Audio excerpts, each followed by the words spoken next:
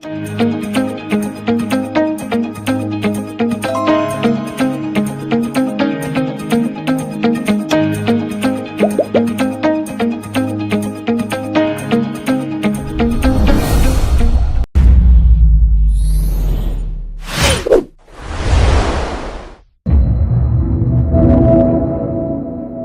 the commercial agreement, all the loans, all that government needed to do this project, was approved. I'm just giving you the information so you can pursue it. By the way, were you part of the policy on fisheries? Honorable Leader, is the money still there?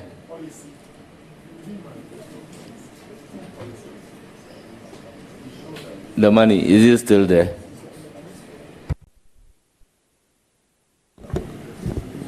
Honorable Chair, respectfully, my question was very clear. We must not have give and take at the head of the table. Government approved a loan. This was a structured facility. The contractor will have to access the fund upon submission of certificate. We all know in this country how construction payment is structured. You do get your certificate done, you submit whichever stage you are paid. So it's not a matter of the money is there or not. There's a loan that we procured and same has been disbursed. So let's not go in there. If she says that she would pursue it, that's fine. But I want to know from the honorable nominee on these landing beach projects. It was originally under transport ministry. It was originally under the transport ministry. There is a new government with its own policy initiatives. Would you be happy to pursue getting facilitation of these landing beach projects under your ministry? I think this would be a matter for cabinet discussion. Well, now, the NDC manifesto, the policy on fisheries, were you part of the enactment? No, I wasn't. I was a member of many other committees except that one. Thank you. So, by the way, do you have the manifesto with you? I do not have a copy, but I have what we said in the manifesto under fisheries.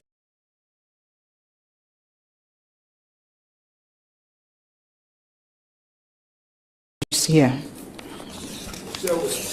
Share with us. Okay. The specifics. Okay. So we said that we will collaborate with landing beach committees and leverage technologies to combat corruption in the distribution of the premixed fuel. We will establish a Blue Economic Commission to sustainably harness and regulate our marine and freshwater resources. The first point. The first point.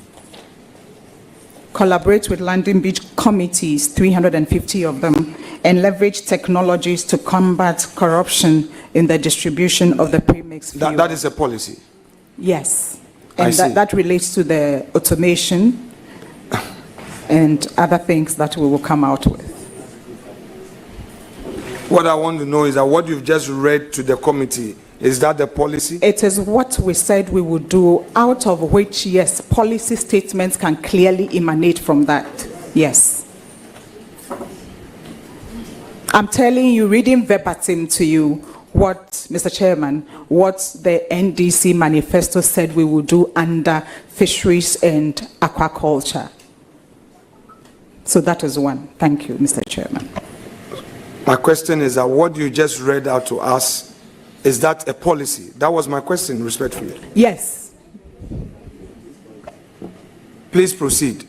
If that is your policy, proceed. The next one is establish a blue economy commission to sustainably harness and regulate our marine and freshwater resources. The next one is to enhance aquaculture through improved fish genetics, commercial fingerling production, strengthened quality assurance, and disease control. Let's stay there. Let's stay there. So on this third one, how do you hope to implement this? As we know, aquaculture is extremely important since fisheries provide 60% of protein for Ghanaians, but our marine and inland fish resources are depleting. So we need to enhance aquaculture.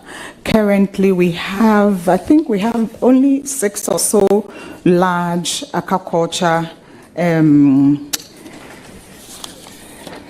6 large-scale farms, 14 medium-scale, and a lot, 2,300 small-scale aquaculture farmers. So one of the things that we intend to do is to support, attract, direct, facilitate funding for operators of aquaculture farms.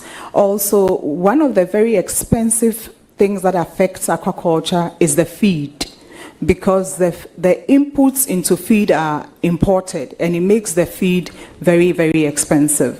So linked to and in collaboration with the Ministry of Agriculture, we will look at how to produce especially maize and soya bean in Ghana, just for the aquaculture subsector of fisheries. We also want to invest into research, especially around disease control, so far as aquaculture is concerned. So these are some of the things that we intend to do to support the growth of aquaculture for jobs and for prosperity, especially for our young people. Thank you, Mr. Chairman.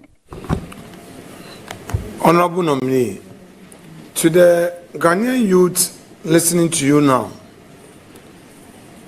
this is very assuring. What timelines would you want to provide? Mr. Chairman, if it pleases the House and I'm approved, and it pleases the President to keep me for 4 years, I have 4 years under the President's instruction and direction to implement this. But when I get to the office, then I'll work out the timelines, because I cannot be saying things that I do not have the concrete facts for. Thank you. Will 3 months be enough for you to work out the timelines?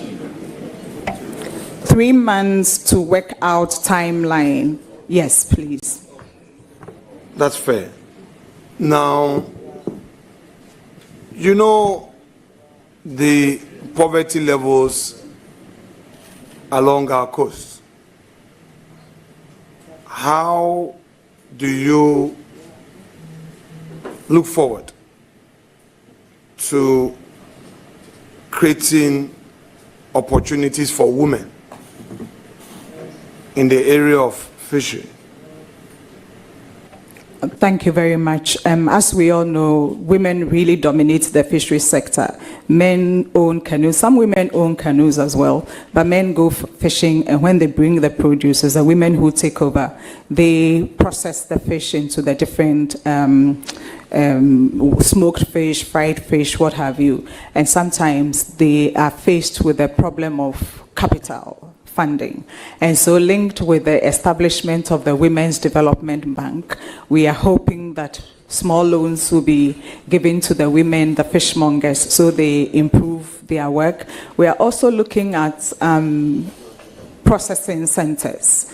Even in the area of aquaculture, we are looking at perhaps big investment in creating aquaculture farms where there's cold storage, where there's cold vans, where there's easy market. You bring suppliers and buyers together. All of those things are important. Now, one other thing that's extremely important to support women who are into fishing, fishmongers, is actual markets, physical markets. So in my constituency, for example, Shama constituency, there's Biposu markets there.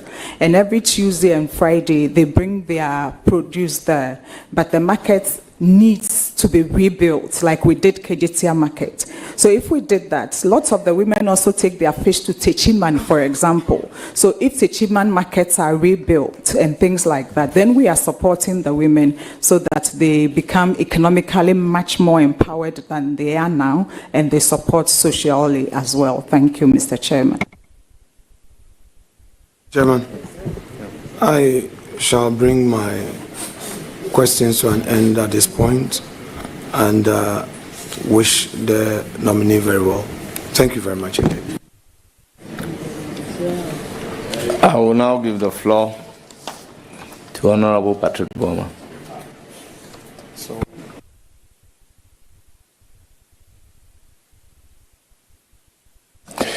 Thank you very much, Honorable Member and a veteran politician.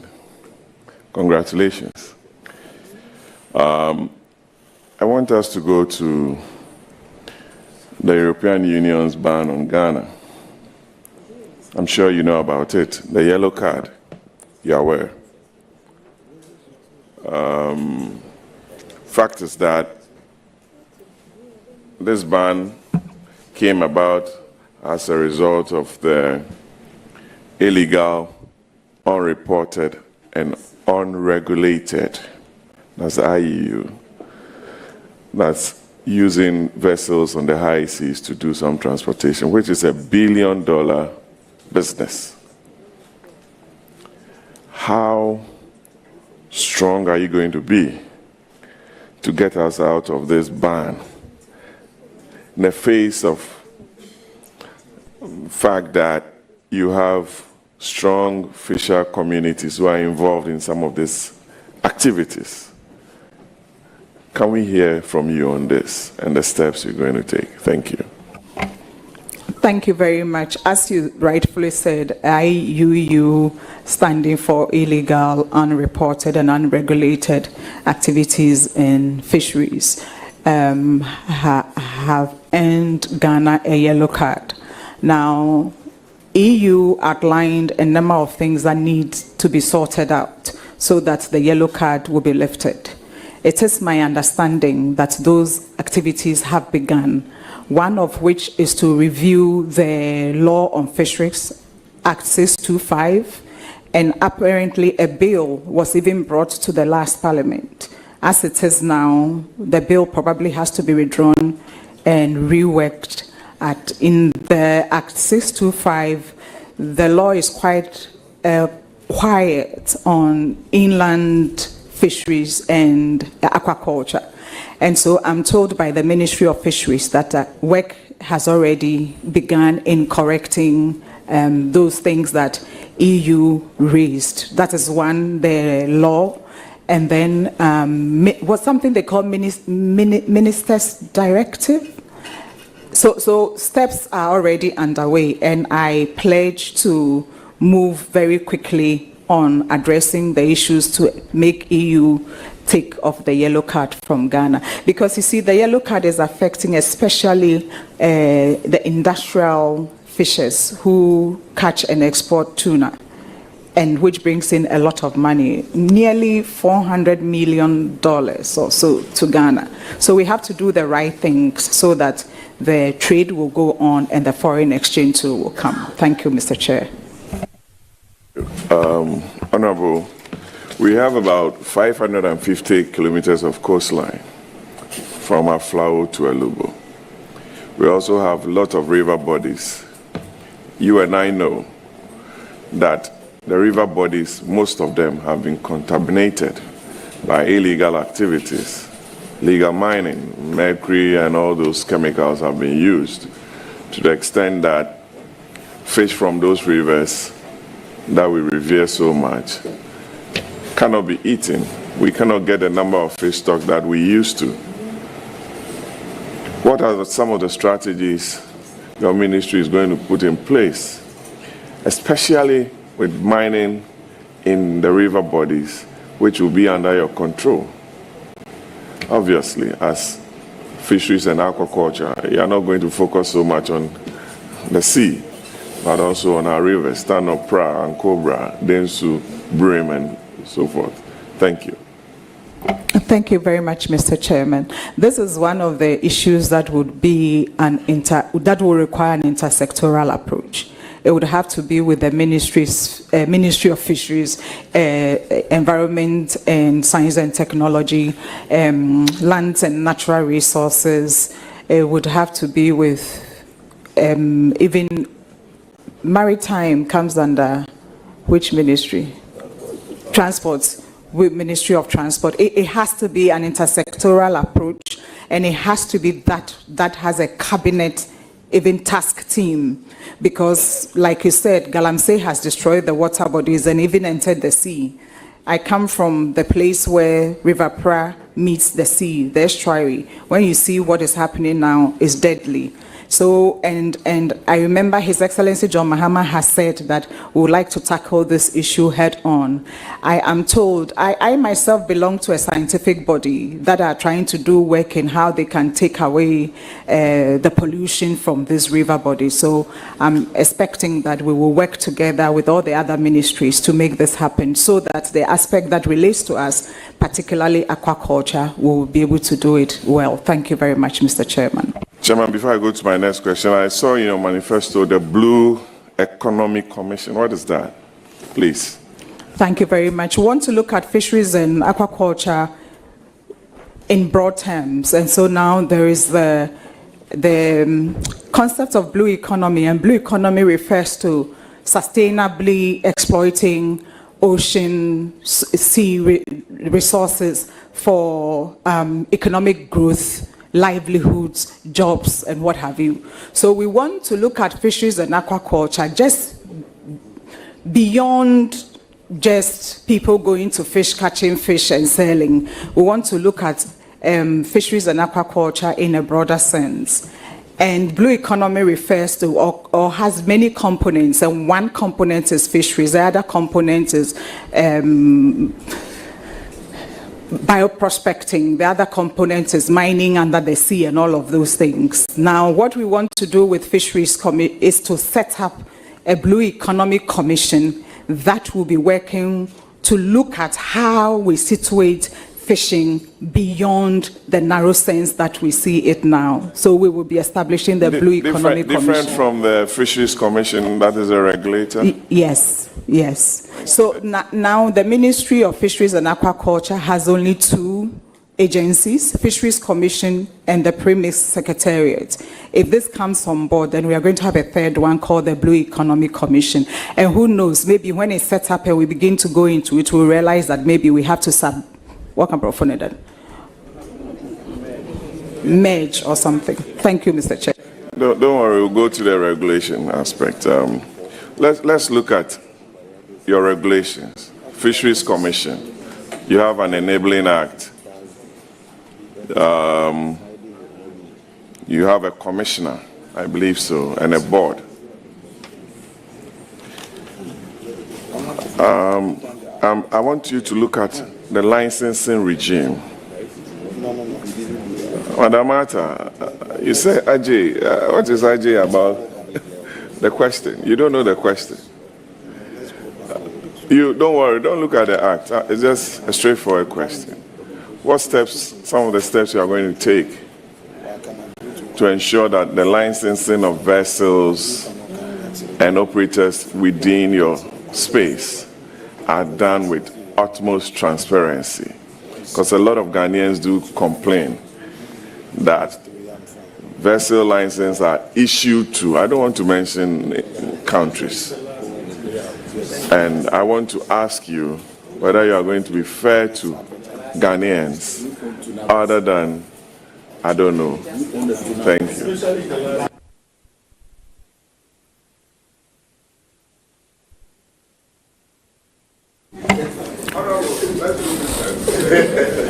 Mr. Chairman, I think the four gentlemen to my left have answered the question for me. Thank you very much. Chairman, I asked a very important question, and I need an answer from the nominee, not from the praise singers on your left. Mr. Chairman, we will be fair. We will be equitable. Whoever is deserving of a license following the due process, will get a license. But also, we will have to see the traffic. If it's too choked, then people will have to wait for later. Thank you very much, Mr. Chair. Thank you. To school. Come on. We've come a long way as a country. We need all our kids in school. I'm sure if you go to Abuesi or Abuadze in your area, I know that. Because I did my national service around you, Dabuasi, in 1993, many years ago. So I know your area very, very well. So, yeah. So, Honorable Arthur, I know Biposo, you stand on River Pra, you look and the color has changed. The children at fish landing sites not going to school, putting their lives at risk. Please, tell the country something about what you intend doing to assist. Thank you very much. Yes, it is true that children who should be in school sometimes are not in school, but it is also a fact that quite a decent number of them go to school.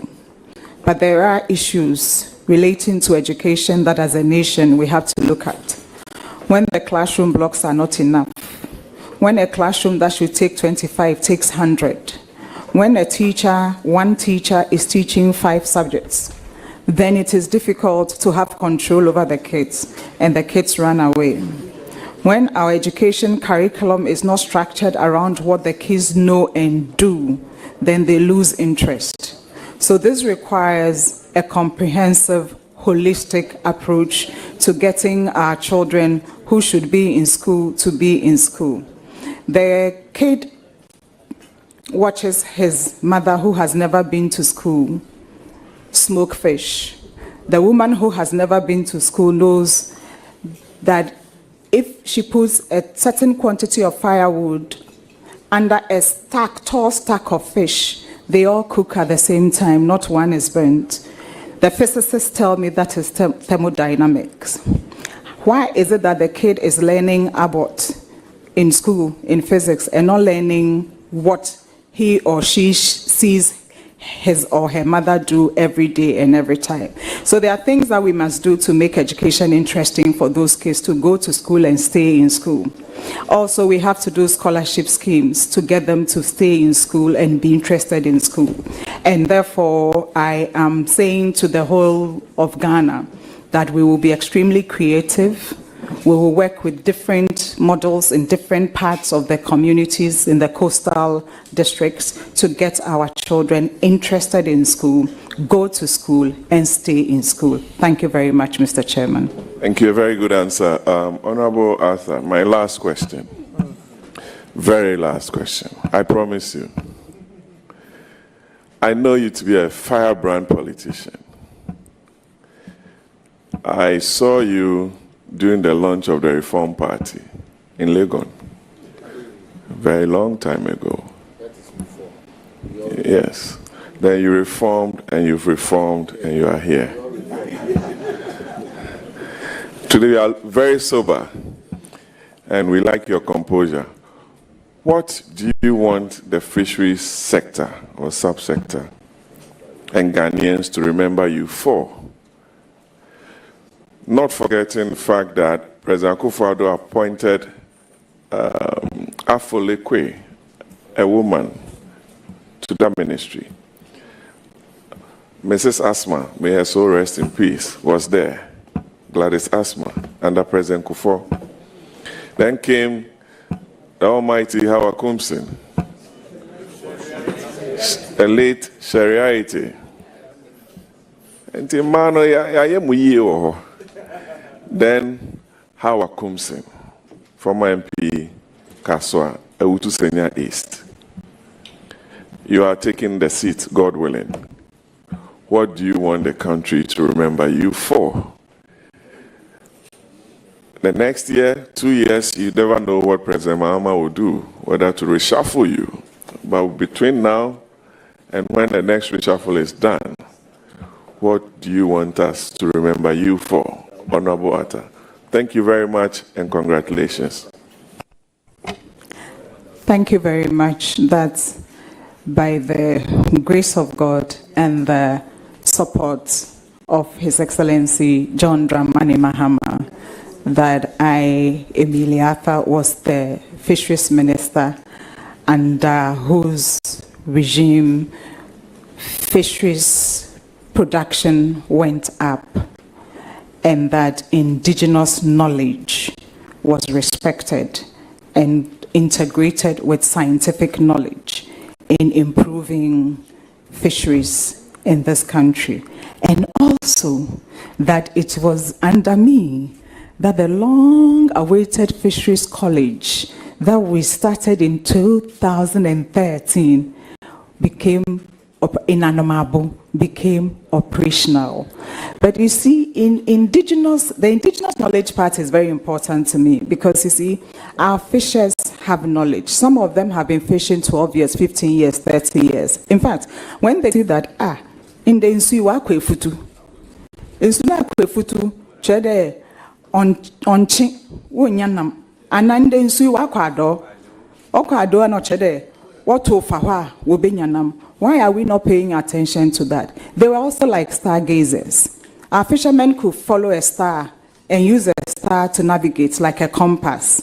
Of course, today, because of technology, different things are going up there. So you might see something you might think is a star, but it's a capsule hanging in there. But I think that importantly, we have to marry indigenous knowledge and scientific knowledge in coming to whatever policies that we bring in the fisheries sector, with the sole aim of improving fisheries in this country. Thank you very much.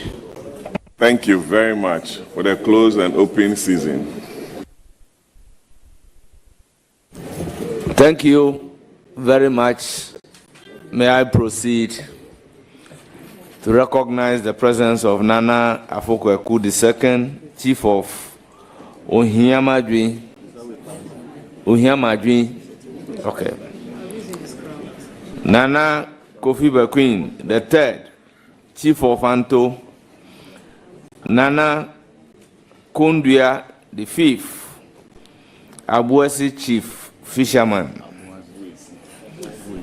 Nana Kobabo III, Queen Mother of Abuasi. Nana Kweja, Chief Fisherman of Mori.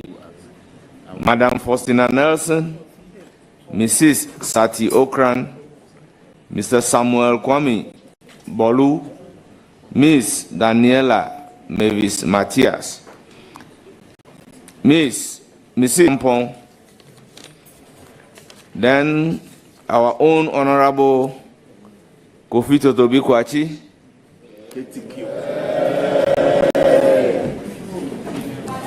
Isaac Patterson Eshen, John Manoma Kwesi, Delphina Jones Gordon, Patience Sankama Addo, Kirk Mensa, Sisi Kwenu, Nana Bru Butler, Queen Mother of Grabodo Shama Junction, Queen Mother of Nyankrum Shama. Nyankrum Shama, you are welcome. Yeah, Nana Sambru Butler. Ghana Football Association. Yes, Nana Sambru Butler. Nana Sambru Butler. Yes. The great Nominee, congratulations on your nominations. We thank you so much for attending upon the committee and providing answers to questions. For now, you are discharged, but you will surely hear from the committee. Thank you very much, Mr. Chairman. Our next and the last nominee for today should get ready to take his seat.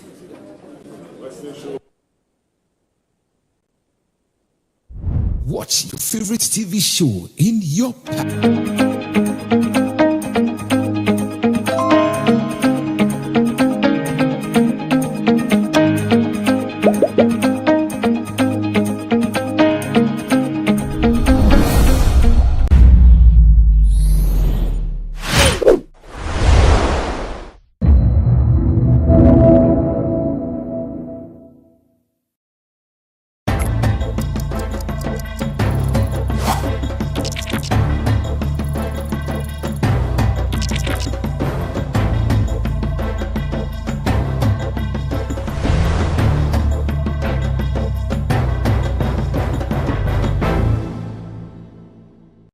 Hello there.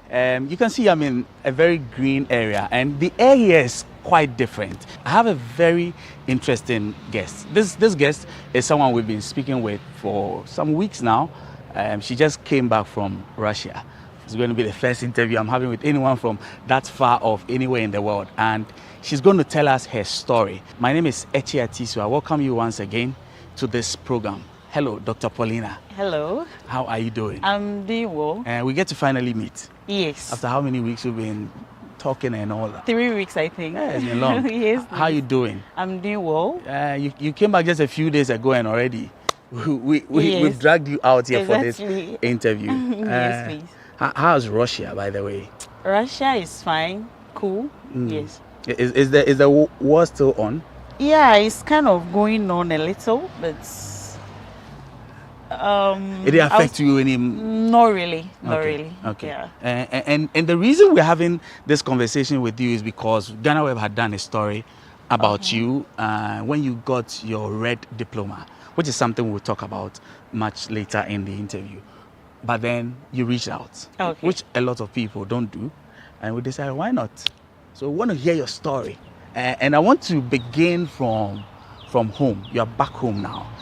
I want to know you a little bit. Who is Dr. Paulina Denteh? Okay, Dr. Paulina. My name is Dr. Paulina Denteh. Is a recent graduate from the Yaroslav Medical School in Russia. Novgorod State is based in Novgorod, and also a health advocate and a CEO of Remedy Foundation. Okay. Yes. So I'm sure we'll talk about that more when we start our interview. Yeah. So that's you in a bit. What kind of family did you grow up with? In what kind of family? From a Christian home. Okay. Yeah, very, very disciplined. Yes. And the military kind? Not really, but very disciplined. Okay. And then from a humble home, a very prayerful family as well. Okay. Yes. Okay, I see. And then along the way, you decided to japa. Yes. And you went all the way to Russia. What was the decision? What informed that decision to move from Ghana all the way to Russia? Why there were not people here to train you? Okay, thank you so much for this question. First of all, I've always wanted to become a medical doctor. So having that passion or the dream of becoming a medical doctor, and not just any kind of a medical doctor, I wanted to be a doctor that will help solve most problems that the world faces. So Russia is known to be one of the countries that are very good at some of this solving problems in terms of medical aspect or our health aspect. For example, we know that during the COVID-19, Russia was the first country to discover the vaccine for the COVID-19. And recently, they have been able to, or they are about to discover also, no, I think they've discovered the vaccine for cancer, which we know that cancer is a sickness that most people face across the world. And once you get it, you know that you're at your end points. But this is a country that is able to discover this, and I've always had a dream to be part of such countries to also learn and then impact it into other people in helping health problems. That means it's about the groundbreaking acumen of Russia that got you there. But before you left, which schools did you go to in Ghana? So I went to Methodist Girls Senior High School, Manfi Methodist Girls Senior High School. Oh, the famous one for robotics, yes. Right? Okay, interesting. Yeah, I went there, and then from there, I went straight to Russia to do my medicine. Okay. Yes. So that means that when you left senior high school, you went to Russia. Yes. Was it on a scholarship? Yes, I was on a scholarship. Okay. So I went to Russia on a scholarship. Okay. And you were there for how many years? For 7 years. 7 years? Yes. Doctor. That's how long it takes to become a doctor. Exactly. Very interesting. But tell me your first experiences when you got to Russia. What were some of the experiences leaving your home Ghana after so long, getting into a new country like Russia? Okay, so it was not easy when I got to Russia because first of all, we know that in Russia, they speak more of the Russian language. They don't speak English, or most of their cities don't have English. Okay. Even the cities that you can hear people speak English, Moscow, is just few people. So one was a language barrier, and two was also the weather. Russia is known to be one of the coldest countries. Yeah. We go to the extent of -31. Sometimes you have to even do a whole lot of stuff. So it was not easy at all. So those were some of the challenges. And also Russians are known, they are nice people, very cool people, but get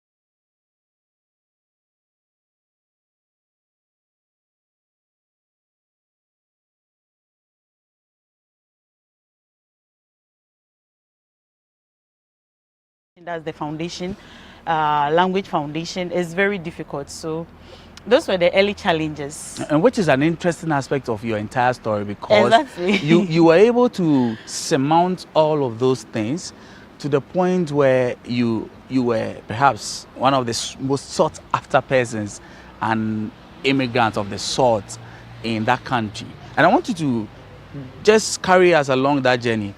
At what point did you break through the barrier of not being able to speak the language and then actually mastering it? When I got to Russia, as I already said, the language is one of the biggest problem from the beginning for me. And I started with the language foundation, which we studied for 1 year. If there is anybody here who is not ready to listen to the proceedings in silence, please kindly take leave of us.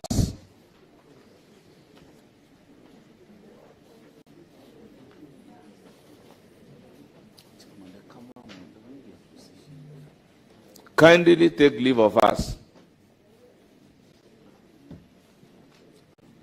Nominee, in 2 minutes, tell us about yourself. Thank you, Mr. Chairman. My name is George Opare Addo. I'm a lawyer by profession, and I'm an active politician. I'm married with 3 kids. Currently, I serve as the National Youth Organizer of the NDC.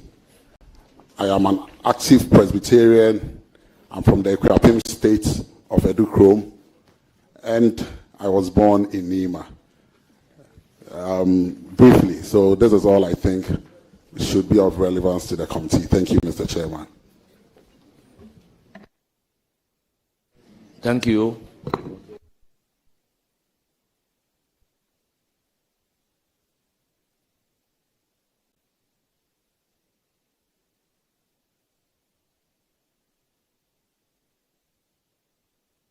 Honourable members will proceed, and I'll give the floor to Vincent Koasafwa.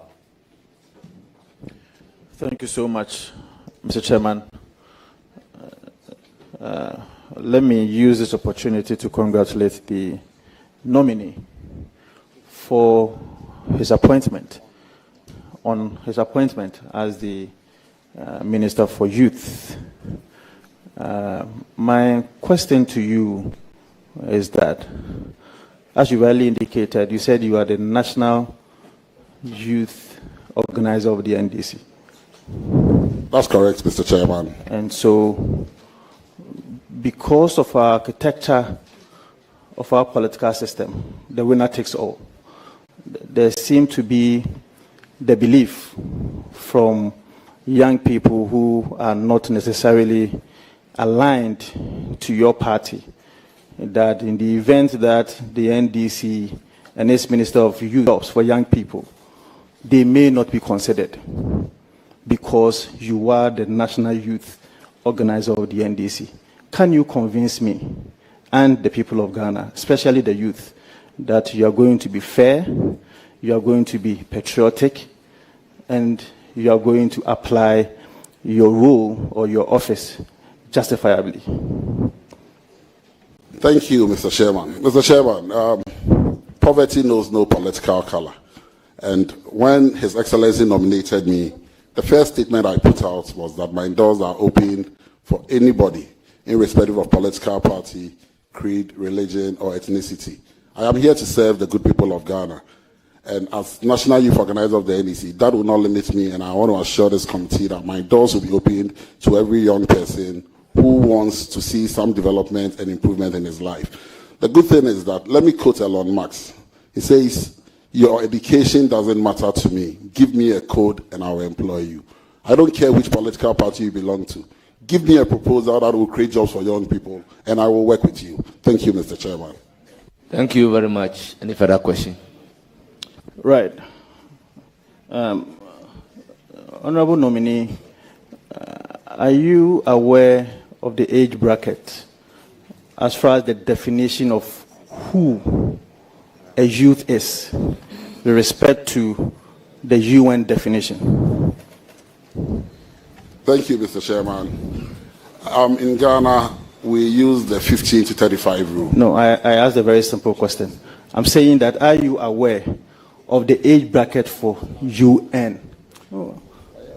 Mr. Chairman, if the honorable member will be a bit specific, because within the UN, there are two different definitions and age limits for the youth for age. There is a 15 to 24, and there is a 15 to 35. So I don't know which one the honorable member is referring to. Let me because be UNESCO specific. puts it differently, and then some other UN organizations also put it differently. United Nations has a definition for the youth bracket to be from 15 to 24. That is for UNESCO. That's okay. The AU Charter also defines the youth bracket to be from 15 to 29. The National Youth Policy of Ghana also defines the youth bracket to be from 15 to 35. That's also correct. In the event that you have an opportunity to review the National Youth Policy, would you want to have our definition to be in consonance with what the UNESCO and the AU Charter is? Thank you, Mr. Chairman. Our situation may be slightly different to some of the developed countries around the world. And the challenge may be that whilst in other jurisdictions, a 15-year-old, a 16-year-old will be very independent and be able to manage and live on his own, our economic conditions here are not the same. And so I believe that when our policy formulators decided to settle on the 15 to 35, they knew exactly why they settled on that. Because our socio-economic programs and challenges that confront young people here may be totally different from challenges that confront young people in other jurisdictions. But as it stands now, this is what the law is in Ghana, and I believe we should work with it until such a time that it becomes necessary to change it. Yes, your last question. Honorable nominee, the NDC manifesto promises to create sustainable and decent jobs for the youth through strategic partnerships with the private sector, through strategic partnership with the private sector. Can you outline specific and timelines for job creation, if you can, and how will you ensure these opportunities reach marginalized youth in rural areas? Thank you, Mr. Chairman. For any government policy to affect young people directly, we must first be intentional and deliberate. Over the years, we've had a lot of youth policies, but because we've not been deliberate and intentional, we miss out. His Excellency President John Dramani Mahama has a vision of resetting Ghana. And by resetting, he's not only talking about resetting in terms of building infrastructures or what have you. We first need a mind reset. And for every young person to be productive, we must first appreciate the challenges that comes with it. For instance, let's take the agricultural sector. We talk about our grape not being attractive to young people, but the question we ask ourselves is, have we been able to break down agriculture to the young person, to him to appreciate that without agriculture, he may not be able to live, because once his survival is threatened, he may begin to take agriculture seriously before we get into the issues of land tenure systems or what have you. And so we must look broadly at what the challenges are. The NDC promises to create sustainable jobs in our manifesto, and that we are going to do. We are going to create jobs in the green sector. We are going to create jobs within the ICT space. We have spared the AU African Technological Strategic Report. It means that 350 million jobs will be needed from 2025 to 2030.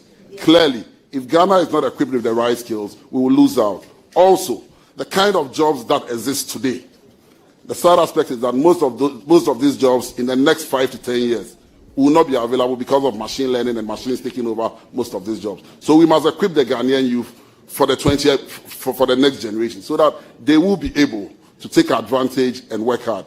And most importantly, we also need the private sector. Without the private sector, we will not be able to create all the jobs we are promising to create. So government is willing, the youth ministry is willing to partner with government and create jobs. And we are going to create jobs in various aspects. The other challenge we have is that there are a lot of jobs too out there.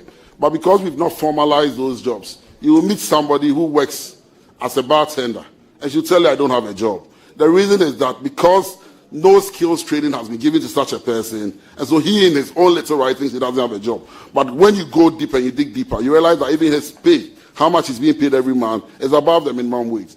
So we need to formalize that sector and get the jobs working, so that at least we'll be able to create all the sustainable jobs we are talking about. Thank you, Mr. Chairman. Chairman, if you... Thank you. You have a follow-up? Chairman, mine is just a guide. Honorable nominee, take it easy, relax, pay attention to the question. Brevity is the rule. The whole space is yours. Chairman. Bring down your voice, relax, take it back, and do the needful. Chairman, I know that he's not commanding the youth of the NDC here. I am guided, Mr. Chairman. Thank you. I will now give the floor to Honorable Addo. Thank you, Mr. Chairman, for the opportunity. Honorable George Opare Addo, accept my compliments on your nomination, and I'm grateful to you for building a very robust youth wing, a youth wing that I am a product of. Today I'm in Parliament because of the work that we started together in 2018 when I was your deputy, and I'm very happy that President Mahama has decided to appoint you as the first ever Minister for Youth Development and Empowerment. Now to my question. Having worked with you as your deputy for 4 years, I know you are very passionate about the youth. You are passionate about job creation. You are passionate about youth development. You're passionate about providing opportunities to young people. But in this public space, passion is not enough. With a nation under austerity, looking at the challenges that we are confronted with in our economy, how will you answer to the real questions of public policy implementation as against the challenges in the economy? I'm talking about the funding gaps. How will you raise resources to implement all the beautiful policies contained in the National Youth Manifesto of the NDC? Thank you, Mr. Chairman. I believe that when His Excellency President Mahama decided to set up the Ministry for Youth Development, he had a plan and a vision. And so I want to believe strongly that he will make resources available, even though we are under austerity. But that notwithstanding, if this committee graciously gives me the nod, one of the first things I intend to set up is a desk at the ministry that will go around the world and solicit for funding to support initiatives of young people, and that will pursue aggressively. Thank you.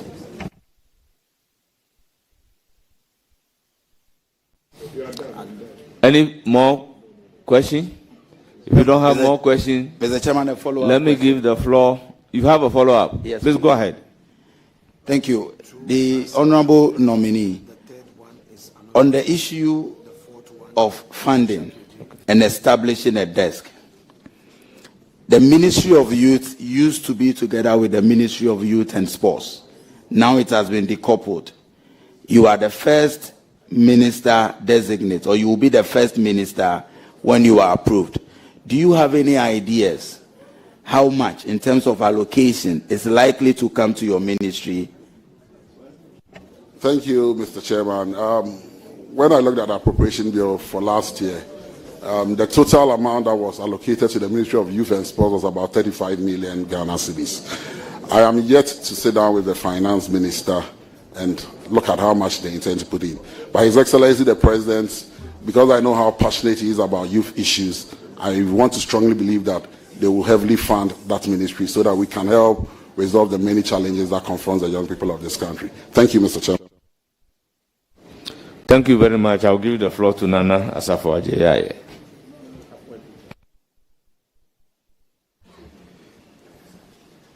Thank you, Mr. Speaker. I'm grateful for the opportunity. Mr. Chairman, I'm grateful for the opportunity. First and foremost, commend the commander of the Youth Army of the NDC. And I want to also congratulate you for your nomination. It's important. My first question, I want to know or understand what your scope of work or what your ministry would be about, because it's a novelty. Normally we've had the Ministry of Youth and Sports together. Now it's been separated. So what will be your scope of work? Thank you, Mr. Chairman. Mr. Chairman, let's look at this scenario. Football is played by 22 players, or is played between 11 players on both sides. Over the years, our focus as a country has been on the leather ball. The leather ball representing the Ministry of Sports. And then the human beings that play the game, that is the soccer ball, have been left idle. We have not paid deliberate attention to the human beings that make us enjoy the game. What President Mama is seeking to do is being deliberate and intentional in setting up a ministry that will focus its main emphasis on how we can improve, develop, formulate policies that affects young people and see to it that the unemployment challenge and scare that stares at us every day is brought to an end. Thank you. Mr. Speaker, a follow-up. Please do. Mr. Chairman, a follow-up, sorry. I want to understand, how are you going to clearly segregate the youth issues? Because clearly we have youth issues under the Ministry of Health, we have youth issues under Ministry of Education, under various ministries. How are you going to clearly segregate all these ones? Well, I will allow the question, but treat it as a substantive question instead of a follow-up question. Thank you, Mr. Chairman. Mr. Chairman, because issues confronting young people, if not treated well, will become a national security scare for all of us. President Mama, identifying this problem, was very intentional in setting up the youth ministry. It is true, from what the honorable member said, because young people are everywhere, you find our issues scattered across all ministries. Yet, no proper coordination is done. Over the years, you hear that there is one issue happening in one ministry. There is one project happening in another ministry. And so there is a lot of duplication of efforts. What the youth ministry seeks to do is to sit in the center and coordinate all these activities so that we don't have the duplication of efforts that attention is paid to issues confronting young people. We are being intentional, we are being deliberate in our resetting agenda. That is why we have this ministry for youth development. Thank you, Mr. Chairman. Thank you. You have one more chance.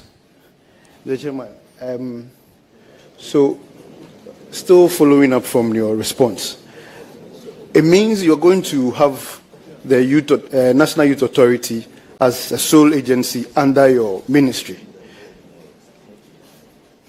No, let me finish, because my questions are limited. I want to pack them so that you get it. Now, if you are going to have the National Youth Authority under your ministry, do you intend to create other agencies so you would help coordinate all the issues you are running about us in the youth issues? How are you going to synchronize?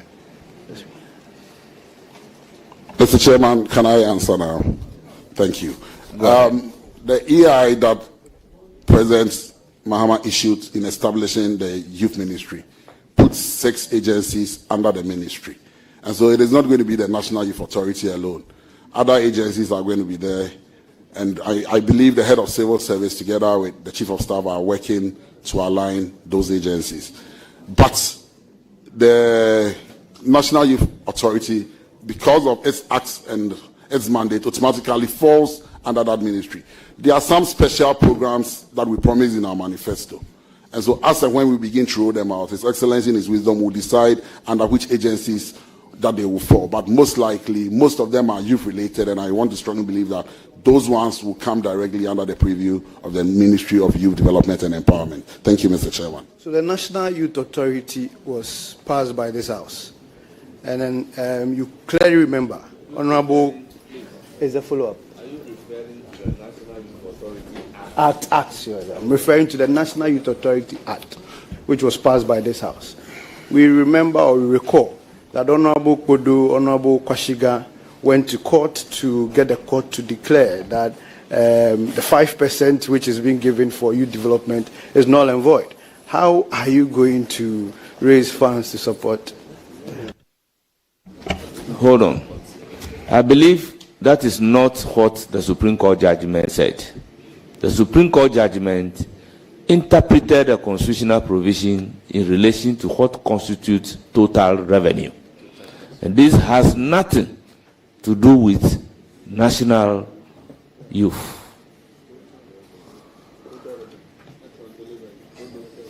That's what the decision says in the case of Bodo and Koshiga versus Attorney General. So please, if you have another question, proceed to answer. Proceed to ask. Mr. Chairman, the NDC ran several campaigns, and then under your time, I heard you on radio talking about 133 formula, 101, 102. Can you explain it clearly to the House? Mr. Chairman, I didn't run any commentary on 1001. If you can be very specific, I'll be able to give you an answer. But from what you are saying, I don't know which ones you are referring to, because we run a few adverts and we had a few formulas. But well, Honorable Nominee, you are not entitled to ask questions. Once you say you did not say that, okay, we take that for an answer. Thank you, Mr. I will now proceed to give the floor to Nana Osei Adjei.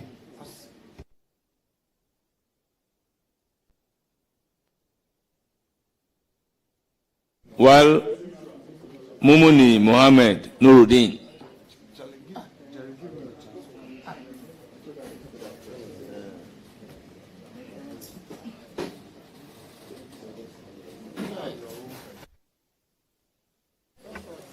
Thank you very much, Mr. Chairman. Mr. Nominee, congratulations. And I want to find out from you, a lot of your party youth went on rampage after the 2024 elections. What do you have to tell them? An example. Please, hold it. Order. Honorable members, let's have some order. And you watch national television. Honorable Nuruddin, if you have the evidence that something happened, and such a thing is coming from the people identified to be NDC youth,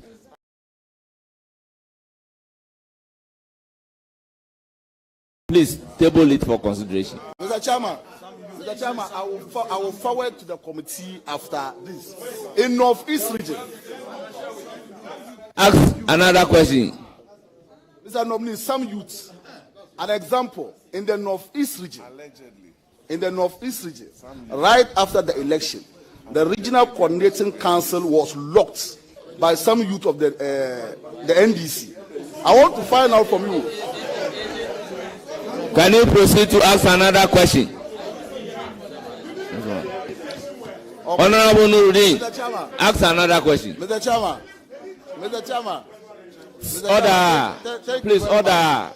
I will not be Please, scared. order. I will not be scared. I will not be scared. Honorable member, let there be some order. I don't want to be mentioning names. Please ask another question. Okay, thank you very much, Mr. Chairman. Mr. Nominee. Let me help.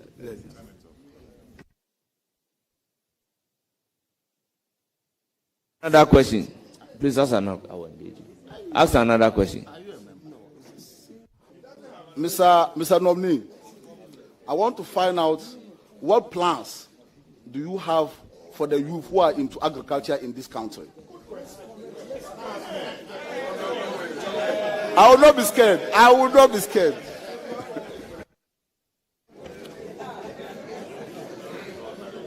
Please proceed to answer. Thank you. Thank you, Mr. Chairman. Agriculture is the backbone of every economy. And as such, His Excellency President Mahama has a vision for young people who want to venture into agriculture. I started by saying that it is because we have not made agriculture very attractive. It doesn't entice young people to get into it. And young people don't even appreciate the need why they have to get into agriculture. So we need to sensitize young people on why we need to get into agriculture and also make agriculture very formal and very enticing. We want to start by first, because of our land tenure system, because most people struggle to even acquire lands to go into agriculture. As part of our manifesto promise, we are going to do what we call the land bank systems, so that people who have lands will make their lands available to their district assemblies and then form a land bank. And then if I am a prospective farmer, I go and assess that land. I don't have to pay for the land. But when I finish farming and then I get my produce, some percentage of whatever I get will be given to the landowner, like what we used to have previously called in Obwa in the Akan cultures. We're also going to start the farmer-based service centers. Because if you're a young farmer who wants to get into agriculture, the cost of machinery is so much that you may not be able to procure them on your own. And so you will need some support. Government wants to set up the district mechanization centers or the farming-based centers and procure these equipments, put them at the disposal of the assemblies, and then young people who want to venture in farming can go and have access to it, rent them at very reduced prices, and then they can use it to get into agriculture. We're also going to support with improved seedlings, fertilizers, and every other service that is going to help young people get into agriculture. And so under the watch of the Ministry of Youth Development and Empowerment, we are going to empower many more young people, turn their passions into purpose, and develop agriculture in such a way that young people will enjoy themselves doing it. Thank you, Mr. Chairman. Thank you very much. Any further question? Mr. Chairman, my second question has to do with third one. The first question wasn't answered. The first question wasn't answered. Mr. Chairman, Mr. Nominee, we all know in this country, illegal mining has caused our water bodies a lot of havoc. I want to find out from you what plans that your ministry has about the youth in illegal mining. Thank you, Mr. Chairman. Before you answer, with all due respect, let's observe some decorum. Let there be order so that we can have the opportunity to listen to the question and the answer from the nominee. With all due respect. Thank you, Mr. Chairman. Mr. Chairman, there is a Ghana we all want. And one of the things we want in the Ghana I want, illegal mining is not part of it. I want to see a Ghana where we do mining in a manner which is sustainable and doesn't degrade the environment in any ways. And I believe that is also the vision of His Excellency President John Dramani Mahama. And so young people who want to get into mining, first we need a reset of the mind. Until we reset the mind and re-engage them, there is an old way that they've done things, and we must re-engage them to change them from the old ways they've done things. We are going to work together with the Ministry of Lands and Natural Resources to look at sustainable ways of mining. Because I've always said that wherever there is gold and there is poverty, people will find ways and means of getting under the ground to take something out. We must eradicate poverty from the areas we find ourselves. And if we're able to do that effectively, by giving them alternative livelihoods, we may bring an end to that illegal mining menace. Thank you, Mr. Chairman. Thank you very much. I will now call on Yusuf. former Minister for Sexual Youth and Thank you so much, Mr. Chairman. Mr. Chairman, first of all, I want to congratulate the nominee for his appointment, especially being the first minister for youth development, standing alone, because previously we have Minister for Youth and Sports in the various regimes. So I want to congratulate you. Mr. Nominee, my question to you is that His Excellency Nana Addo Dankwa Akufo-Addo's administration launched a 10-year youth policy and also its implementation plan. Given that this policy is at the early stage and you are taking over, what do you have to make sure that you implement this youth policy, and how do you intend to address the challenges that may come during the rollout of its implementation? Thank you. Thank you, Mr. Chairman.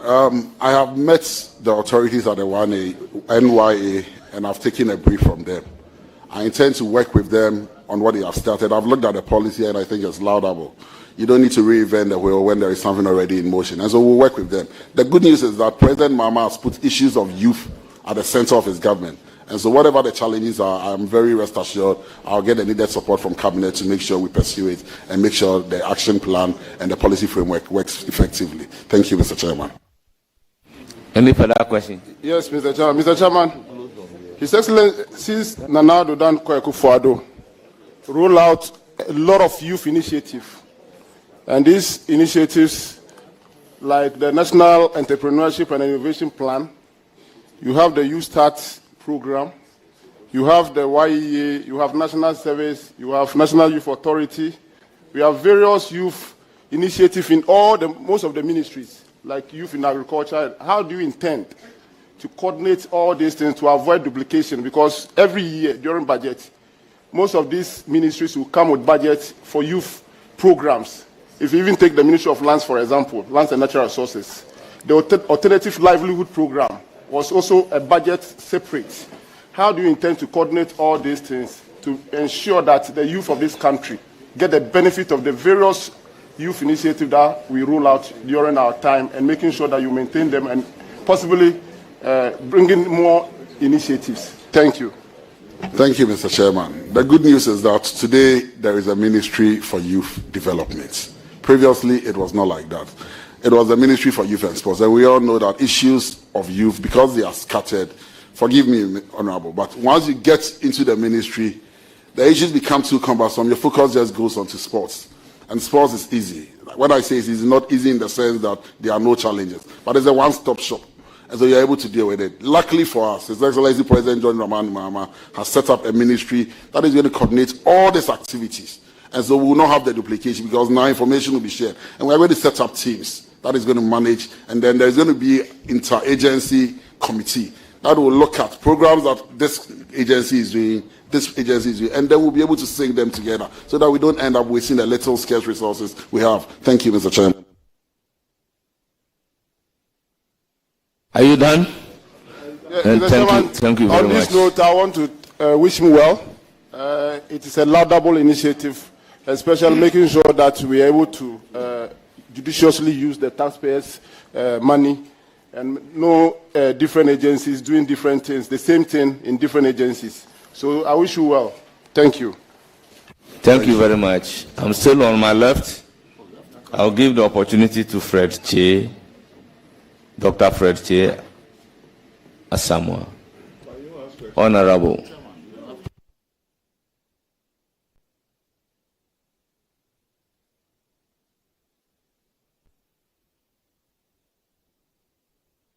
Doc, you have the floor. Honorable Chair, thank you for the opportunity. But first, let me congratulate my junior brother for his nomination. Honorable Chair, first, can the nominee tell us the agencies that are going to be, I know it's been repeated, but I want to ask him to tell us the agencies that are going to be under his ministry. Thank you, Mr. Chairman. The Youth Employment Agency, the National Youth Authority, the National Service Secretariat, the National Entrepreneurship and Innovation Program, which is not an agency yet, but then before you left, there was an act that was being worked on, and so I hope the act will get passed when we take charge. Maslock, and then the Scholarship Secretariat. Thank you, Mr. Chairman. Mr. Chair, my next question will be, which of these agencies will you recommend to His Excellency the President to merge due to the duplication that is seemingly existing in terms of the functions? As a Minister for the Youth Ministry, which of these agencies will you recommend that we merge? Thank you, Mr. Chairman. It's early days yet. I believe when I take over as Minister, I'll have a proper brief from the various agencies, and then we'll be able to look at it and decide which ones we need to merge and which ones we need to keep. Thank you, Mr. Chairman. Please, order. Please, order.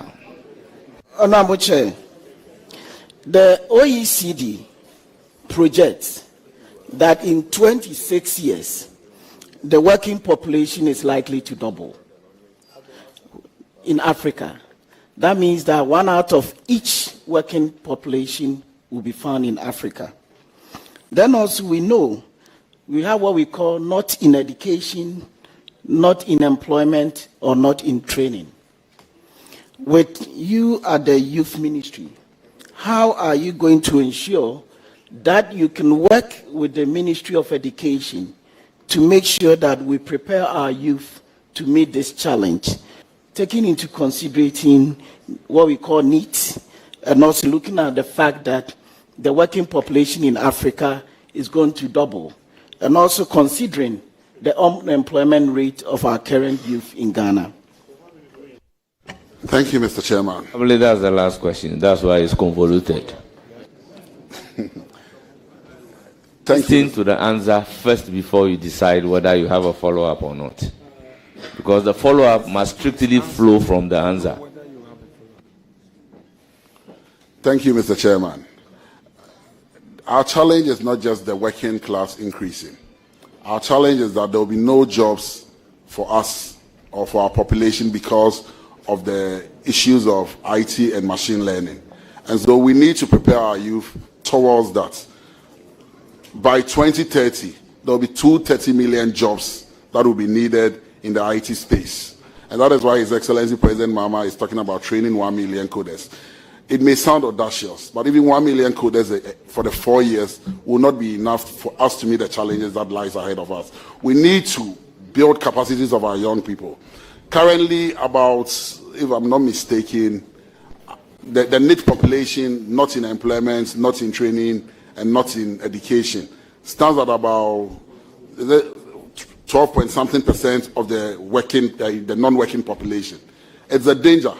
The danger is that these are the group that anybody can fall on. So when we have vigilante groups, because if I have a job, I will not be a gun for hiring me to hire me. But if I don't have a job, then I'm available to do anything that anybody asks me to do.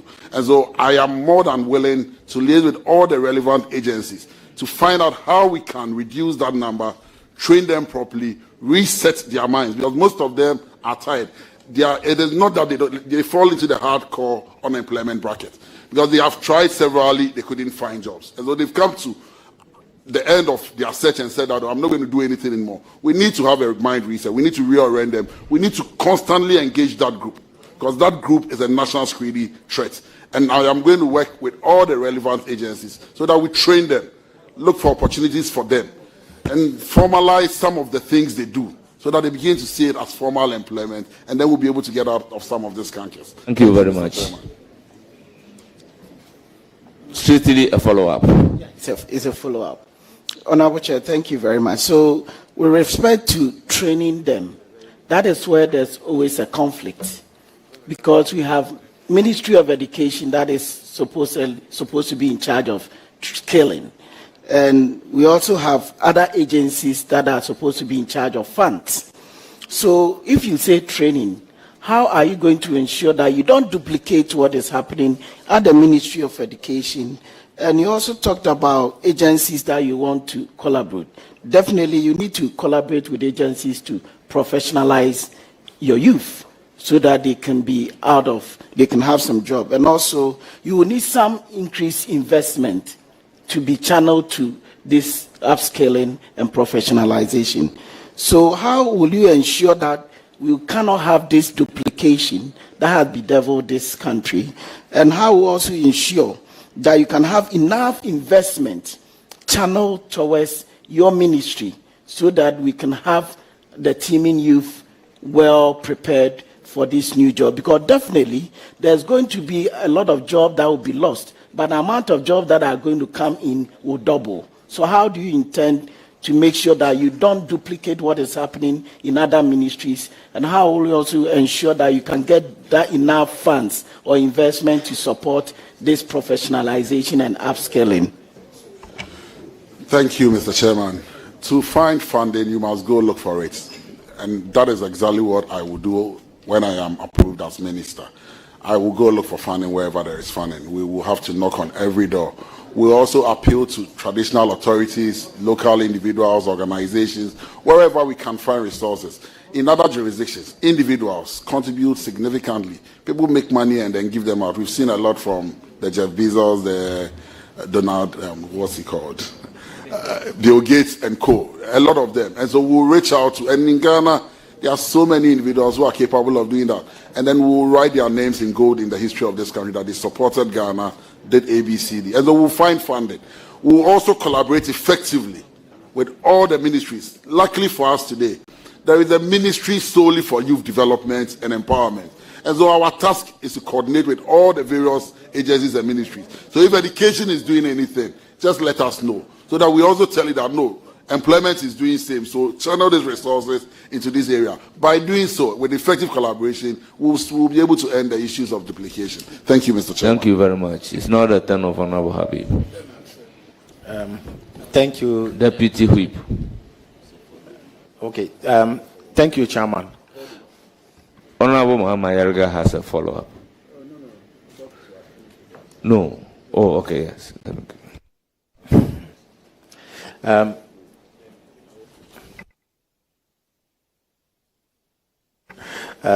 Thank you, Chairman, and congratulations, nominee.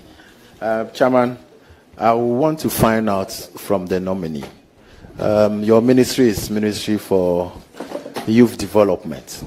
Many a time, majority of violence and other things that happen in the country, youth are involved.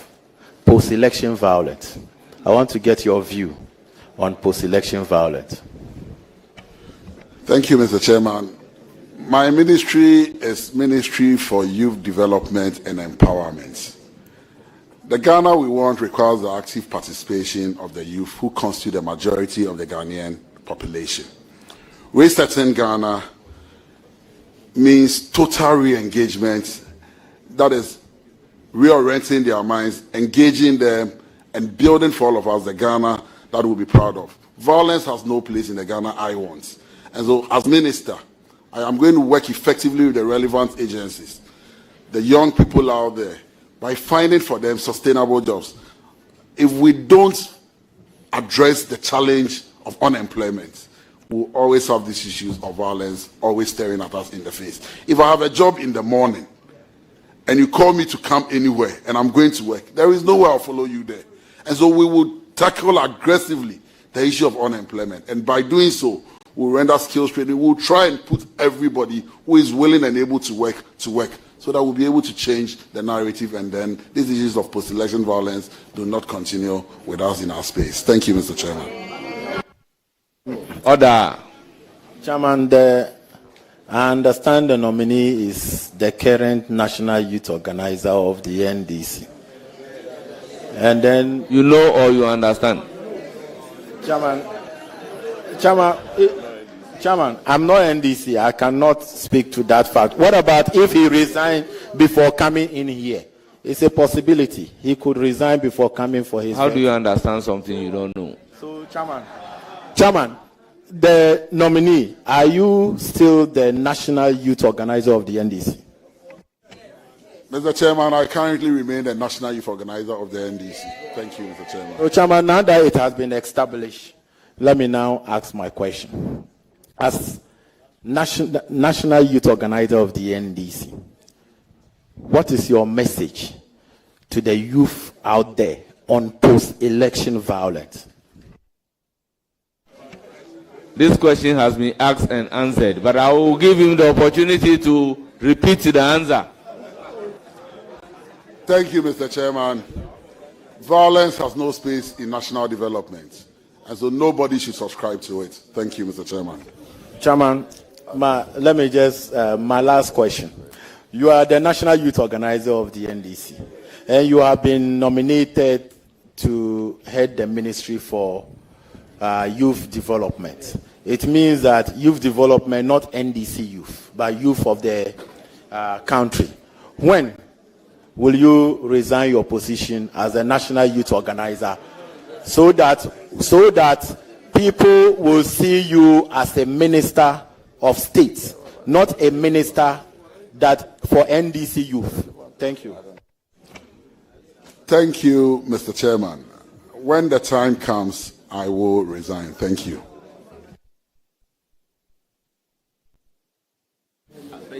Thank you. We now proceed to Honorable Patrick Boma.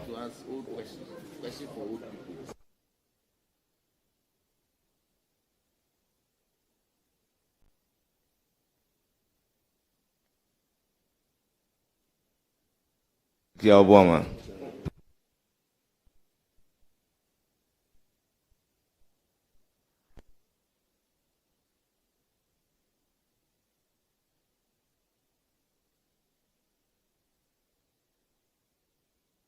I will now give the floor to Minority Leader.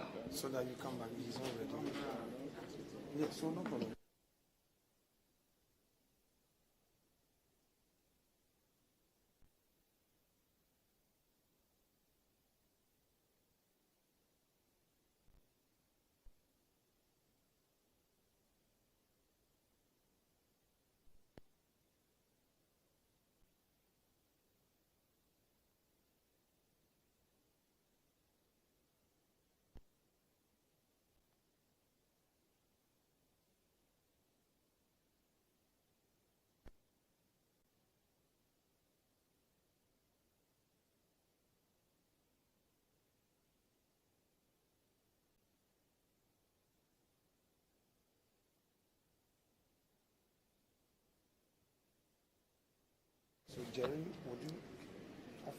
Honorable Leader, you have the floor.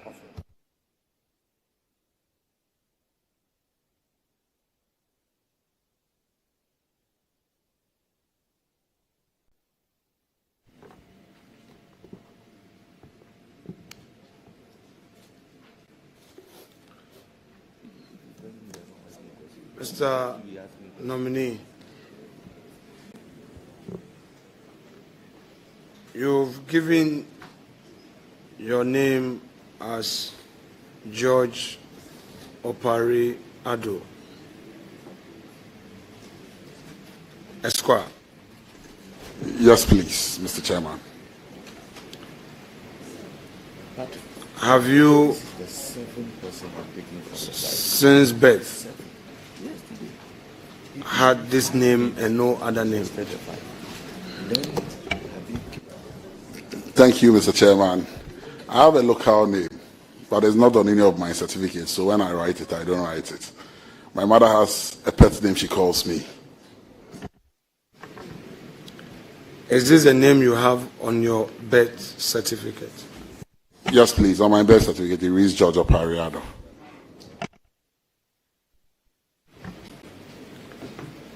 Please, you've given your residential address as Maple Avenue, Agbogba, Accra, on page 1 of your CV. That's correct, Mr. Respectfully, tell this committee how long you've lived at this residential address. If I am not mistaken, ever since the NDC lost in 2016, because for 8 years I was domiciled in Ekropon when I was MC. So when I lost, I moved to that address. Thank you, Mr. Chairman. So, respectfully, do I take it that this was a property you acquired yourself, or you rented it immediately you moved out of government bungalow into it? Mr. Chairman, it is my own property. Thank you.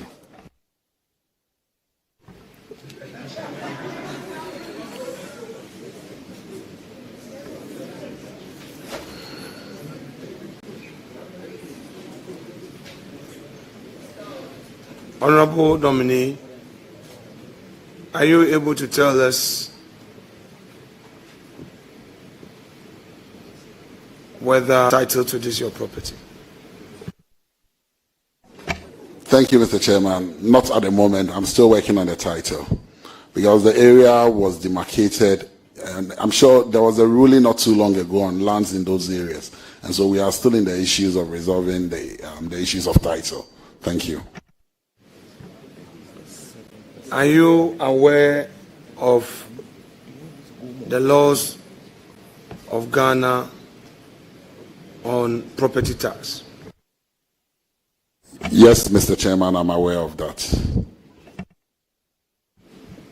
Have you paid any tax to the state since? Wait, I'm not done.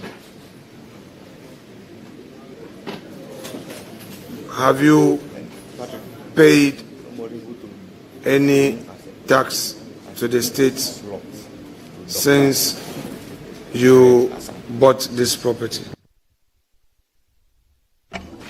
Mr. Chairman, I did not buy the property, and every year I pay my property rate. The district assembly sends a rate to me and then I pay. Thank you, Mr. Chairman.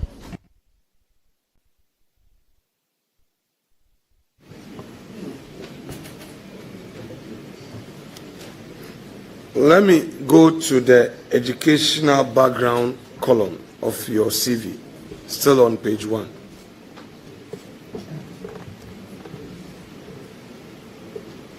I know for a fact that non-LLB holders who desire to pursue the law program at the Ghana School of Law for some time back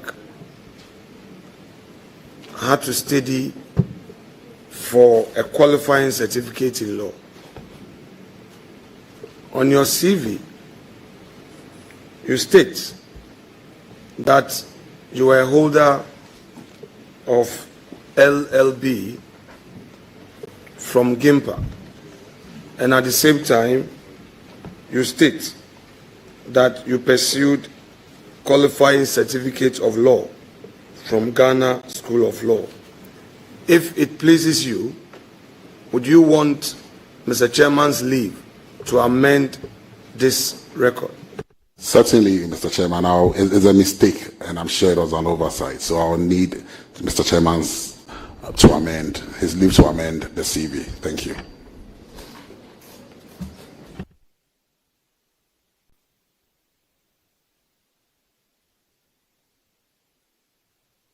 So may you take Mr. Chairman's leave to amend your CV and specifically what you would want to amend, and do so aloud.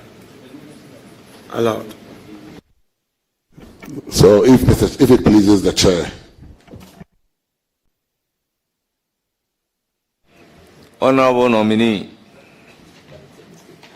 I realize it's a typo. The P, the professional certificate, is missing. Certainly. So you can amend and add it. Honorable nominee, if you be pleased, may you take Chairman's leave to amend the records. I've already granted leave that you can amend. You should tell us. A bit confused, if you can help me out. Well, I noticed that what he's complaining about, QCL, can mean something else. Because the QCL those who didn't go through law school have the opportunity to do that preliminary law course to get to the professional level. But anybody, those who didn't do LLB from the university, but you have done the LLB, you entered the law school, and you graduated as a professional lawyer. So it should be qualifying professional certificate in law. So I realized that the word professional is missing. So you have the opportunity to put the word professional there. Thank you, Mr. Chairman. I'm doing. So, what are you doing? No, he's still not done it. Colleagues, my dear guests, we are here for a serious business. Please bear with us. And, Chairman, I think.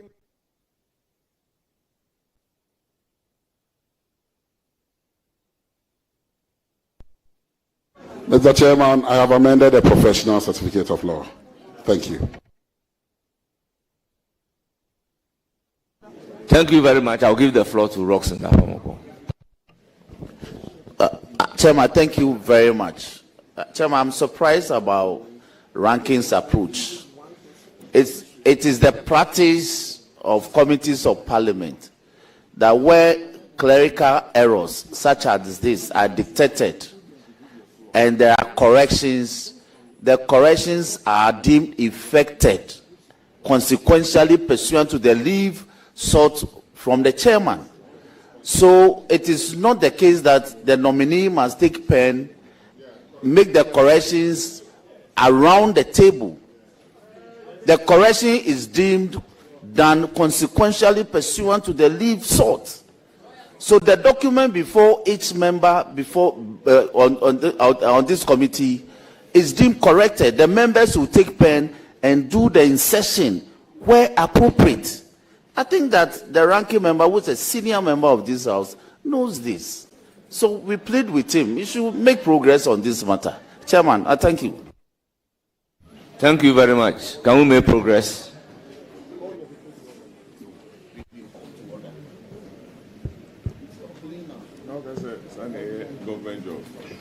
Honorable Chairman, thank you. Honorable nominee, page 4 of your CV. You have the hobbies: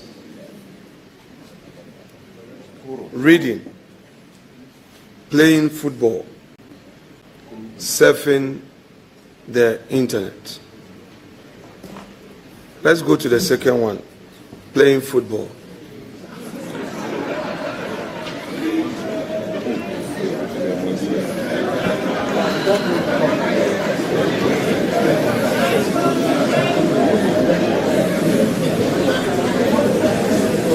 How often or how regular do you play football? Thank you, Mr. Chairman. Averagely, once every 2 or 3 weeks, I find myself on the field to play. And I play with a few of the honorable members of this house sometimes. Thank you, Mr. Chairman. Mr. Nominee, on the same page, you have references. 2 names are there. I shall first deal with the name Samuel Ofosu Ampofo. I am aware that he earned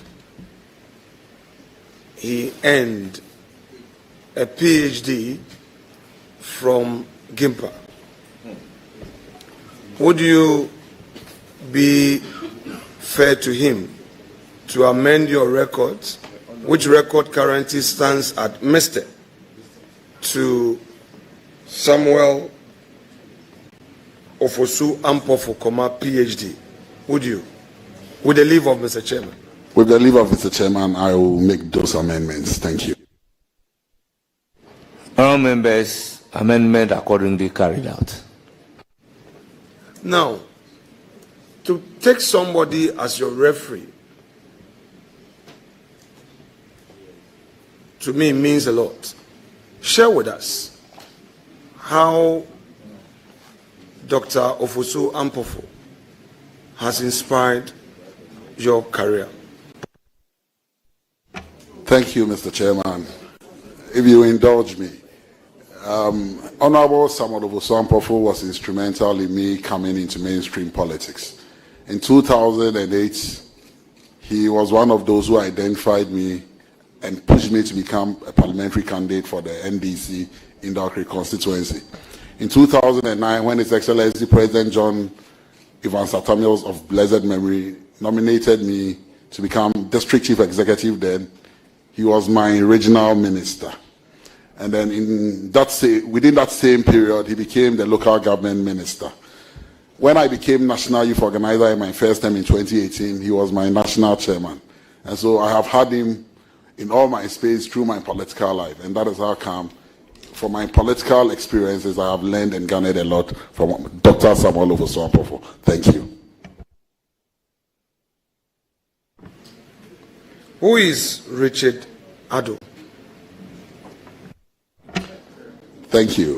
Mr. Chairman, Richard Addo is my big brother and a business mogul in this country. I worked under him in the private sector when I was working within the private space.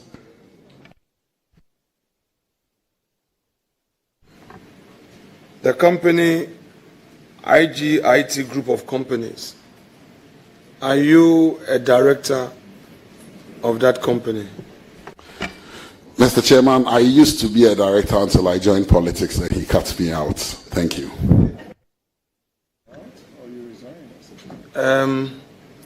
Since you're a lawyer and some law students would want to know some fact, did you resign as a director? Yes, I did resign, Mr. Chairman. Do you have some shares in the company? Yes, Mr. Chairman, I have shares in some of my family's businesses. Honorable nominee, I am only... They are asking the question with specific reference to a company. So your answer should relate to that specific company. Mr. Chairman, the name of the company is IGIT Group of Companies. So it is not just one company in question. It's the IGIT Group of Companies. That is why I said I have shares in some of the companies. All right, so let's do a little exercise there then, since you are. Now, on the IGIT Group of Companies, how many subsidiaries are there? Mr. Chairman, I may not be able to volunteer that information rightly. I don't have all. I know there are a few companies in there, but I don't know the numbers because the company keeps growing. And because I'm not actually able to answer all the specific questions. Thank you, Mr. Chairman. The IGIT Group of Companies, is it a holding company? Mr. Chairman, like I said, it was structured. It was one company initially, and then we had other subsidiaries under it.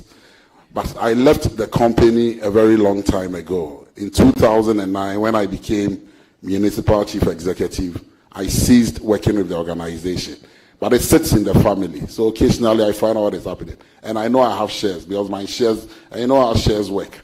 I have not relinquished of my shares and I've not taken them back. But I know that he's added on a few other companies. But as to what the structure is, I have not found myself asking those questions. Thank you, Mr. Chairman. Honorable nominee, I don't want us to enter the company law classroom,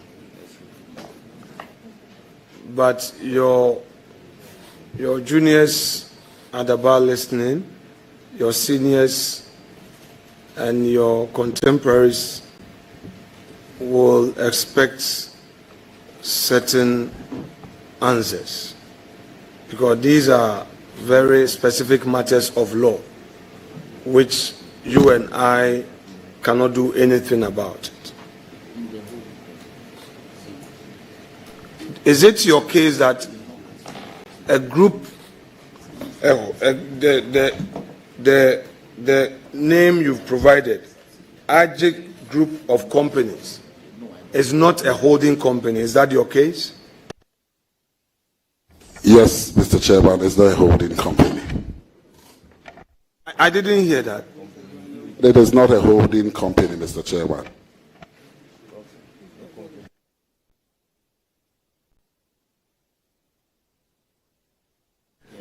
Honorable nominee. Chairman, Mr. Addo,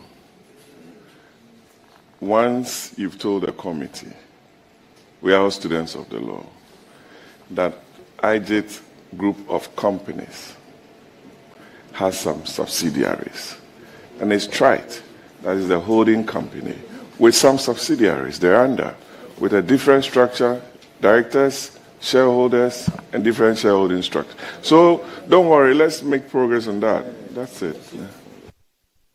So that is why, I urge you to please pay attention,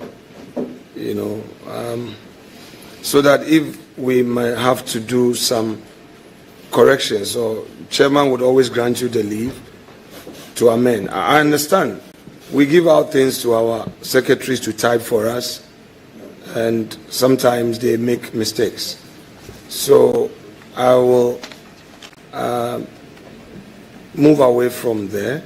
However, I need you to confirm whether the resignation that you tendered was a resignation to the Registrar General, where the Registrar of Companies, who is a custodian of all these the communications, whether you sent it to the Secretary to process it at the Registrar of Companies. Mr. Chairman, in 2009, when I resigned, I handed over my resignation, the letter to the then Chief Executive Officer of the company. Thank you. Now, Honorable Nominee, you have indicated membership of bodies and associations. Are you a Freemason? Yes, I'm a Mason. Who is your mother? Amity. In all difficulties and dangers, in whom do you place your trust? The Grand Architect of the universe. To what extent do you assure the Ghanaian youth that this new portfolio given you will be to their benefit?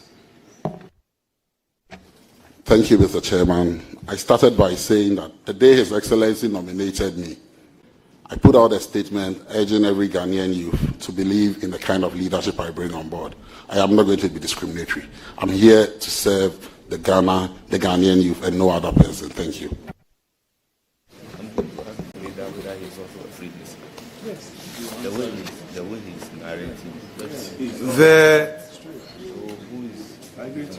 The CV that you provided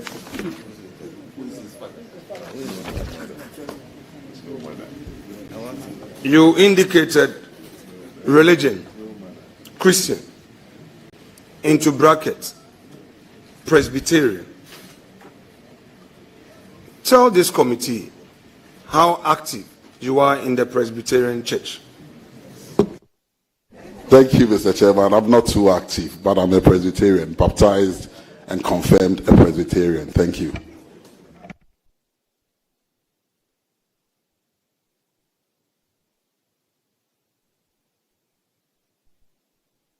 Not that you go to church doesn't mean you are happy. Are you an activist? You go to church? No, me, I'm a pagan. Mr. President Somebody's a Freemason, so I'm also a pagan. has recently told us that perhaps instead of enacting on the family value system, we should rather introduce the Ghanaian value system in our school curriculum. Do you fully support this view by Mr. President? Mr. Chairman, I'm in full support of what the President has said. Thank you. So just by way of recap, instead of Parliament enacting a law against this LGBT++,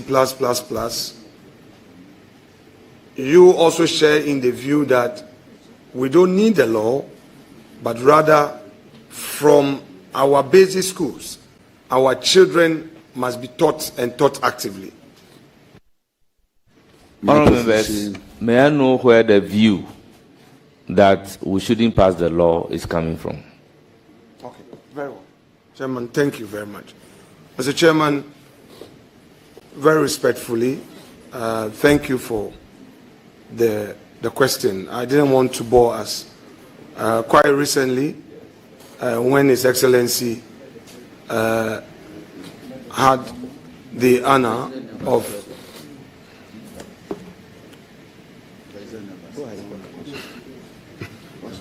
Please go ahead. When the President had the honor of receiving the Catholic clergy, the issue of the LGBT law came to the fore. Mr. President, in responding to the clergy, stated as follows, that one, he is aware that Parliament passed the law. However, since it got some potholes along the way, we already know the Supreme Court issue that came up. It didn't eventually get to the presidency for assent.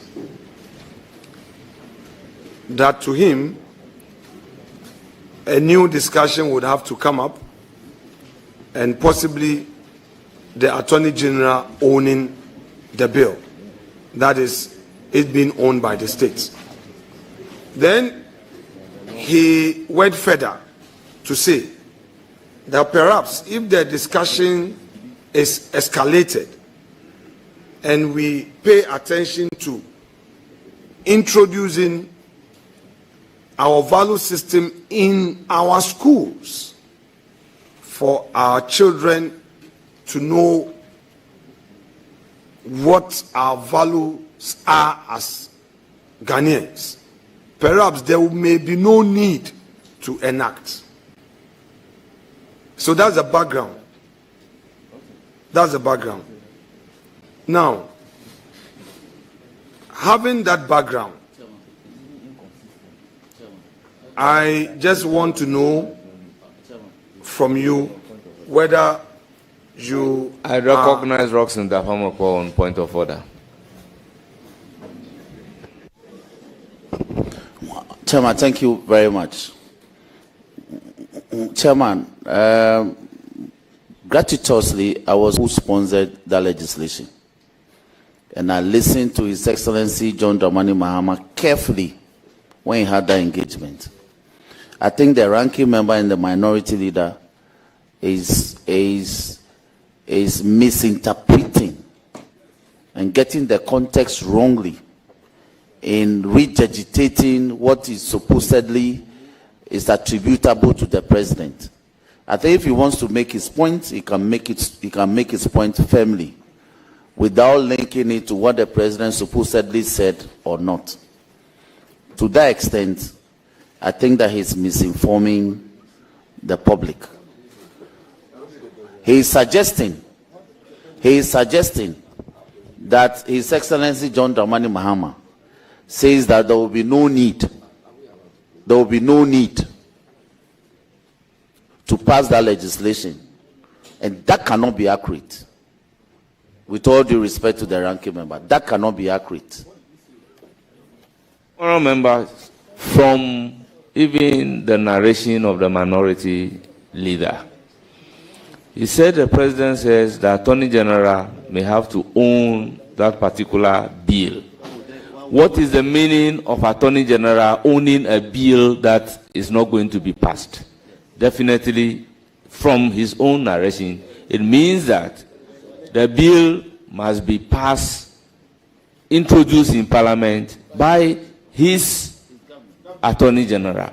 The bill itself is seeking to promote Ghanaian family value. Therefore, the introduction of that bill in our schools is in tandem with the very bill. So how can the statement be to the effect that he doesn't want that bill to be passed? So please, let's make progress. If you can, minority leader can veer from that point and then we proceed. Chairman, I've learned that patience answereth all.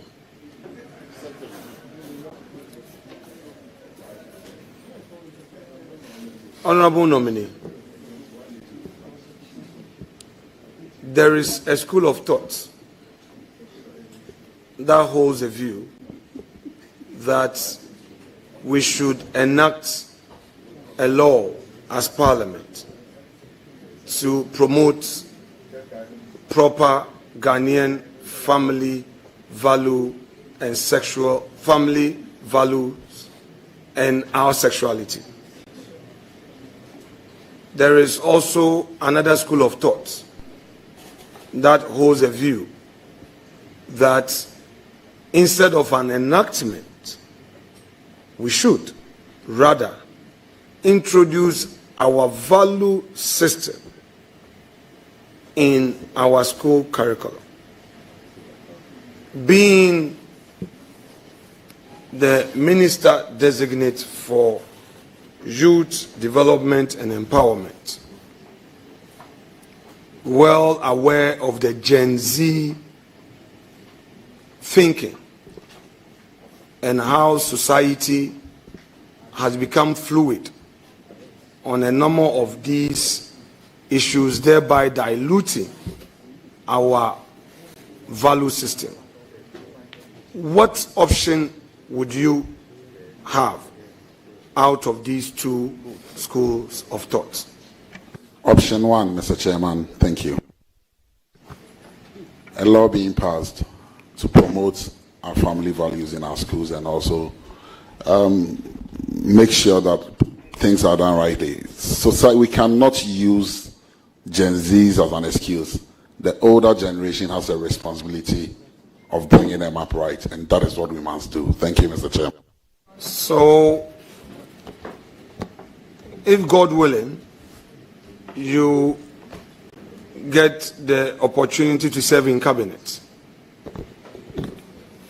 do you assure the nation that when this matter comes up and these two schools of thoughts make a presentation, you will reaffirm your position on the enactment? Yes, Mr. Chairman, thank you. And yes, I've heard you. I appreciate that. The The issue of youth unemployment is of concern to all of us.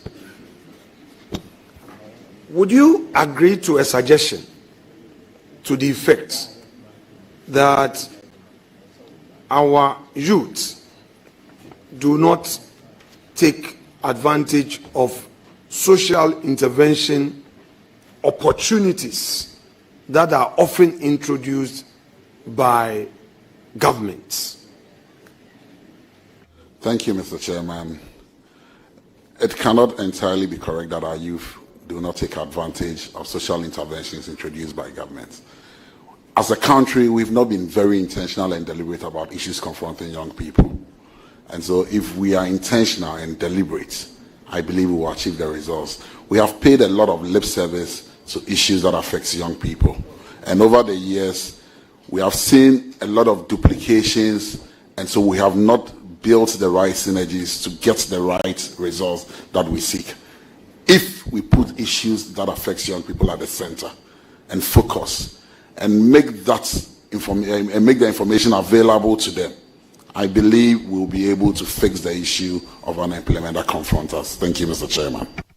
Honorable nominee, I would give you a practical background to the question I want to ask you.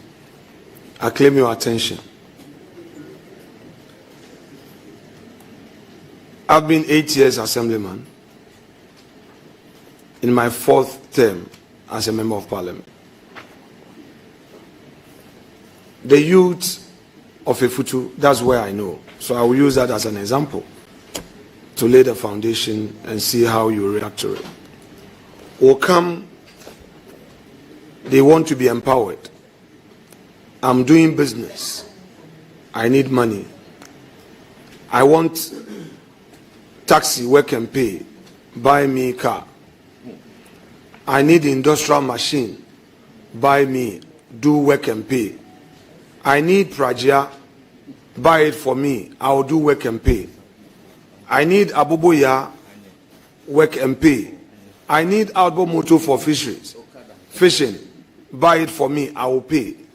I need canoe, buy it for me, I will go fishing and I will pay.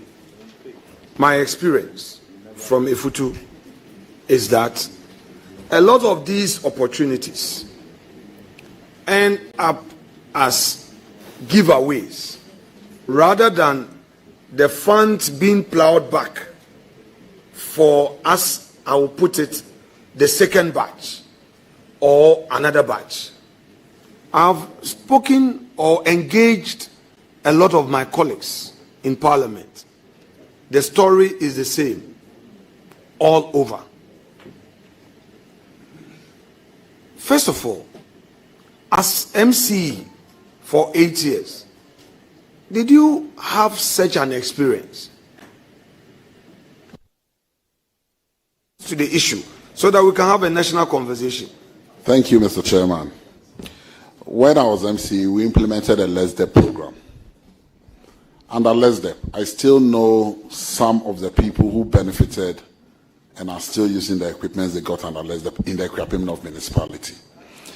The challenge is not that our youth are not hardworking or they are not aspirational. Honorable, with respect, that is not what I've said. Please, I'm careful with the language.